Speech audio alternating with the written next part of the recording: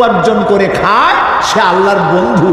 কাজী যে ব্যক্তি ঘুষ খায়, ডিসি হোক, এসপি হোক, অথবা এমপি হোক, মন্ত্রী হোক, যেই কেউ হোক, তিনি যদি হারাম খান, আল্লাহর কাছে আপনার মতো মন্ত্রীর চাইতে রিকশাওয়ালার মর্যাদা লাখ কোটি গুণ বেশি।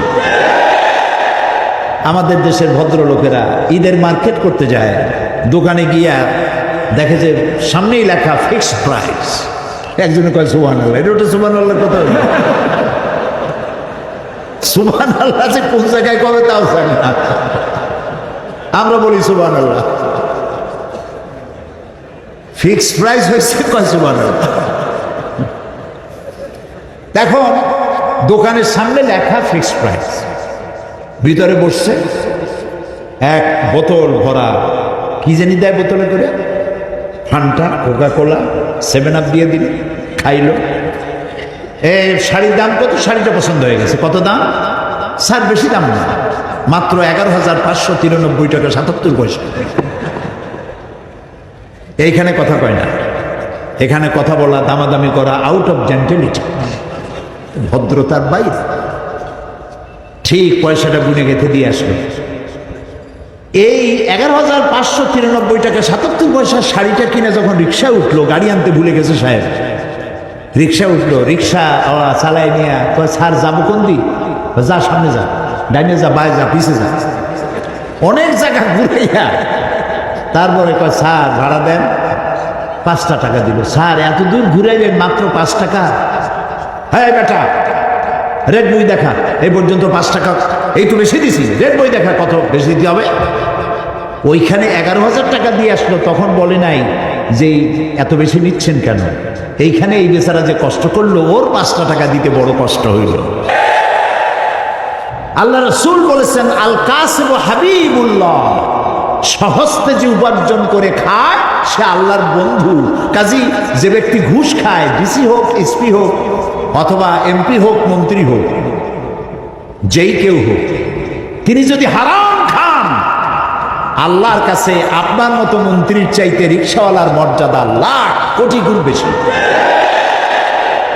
ওই প্রেসিডেন্টের চাইতে যে প্রেসিডেন্ট হক কথা বলতে সাহস পায় না, দুরন্ত সাহস নিয়ে পরিস্থিতি মোকাবেলা করার ক্ষমতা রাখে না, কাপুরুষের মতো পালায় যায়, সে প্রেসিডেন্টের চাইতে এই রিকশাওয়ালার দাম অনেক বেশি। কাজে হালাল ভাবে রুজি কামাচ্ছেন, এটা ইবাদত। আপনি আপনার মাছ কিনেছেন বাড়ির জন্য, এমনকি আপনার স্ত্রীর জন্য একটা ব্লাউজ কিনেছেন, সন্তানের জন্য একটা প্যান্ট শার্ট কিনেছেন, এ সবটা ইবাদতের মধ্যে সামিল।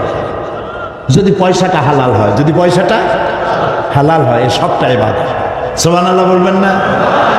এখন এতদিন আমরা ধারণা করে রেখেছিলাম নামাজ রোজাই শুধুমাত্র ইবাদত, কিন্তু নামাজ রোজাই শুধু ইবাদত নয়, জীবনের সমস্ত কাজটা আল্লাহর হুকুম মাফিক পরিচালনা করার নামই হলো।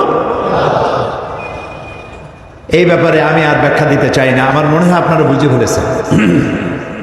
বুঝে আসছি কিনা? বুঝলে ইনশাল্লাহ। এখন পৃথিবীতে মানুষেরা 2টা জিনিস চায়। কয়টা জিনিস চায়? ক্ষুধার সময় খাইতে চায়, আর বিপদের সময় নিরাপত্তা চায়, বিপদের সময় আশ্রয় চায়, ঠিক না? এখন শোনেন আল্লাহ কি বলছেন, ফালইয়াবুদু রাব্ব হাযাল বাইত। আল্লাহ তাআলা বলছেন এই ঘরের রবের মালিকের ইবাদত করো, এই ঘরের মালিক যিনি তার ইবাদত করো। কোন ঘর? কাবা শরীফ। কাবা শরীফের মালিককে আল্লাহ তাআলা। এই কাবা শরীফের মালিকের ইবাদত যদি করো তাহলে হবে কি? আল্লাযী আত'আমাহুম মিন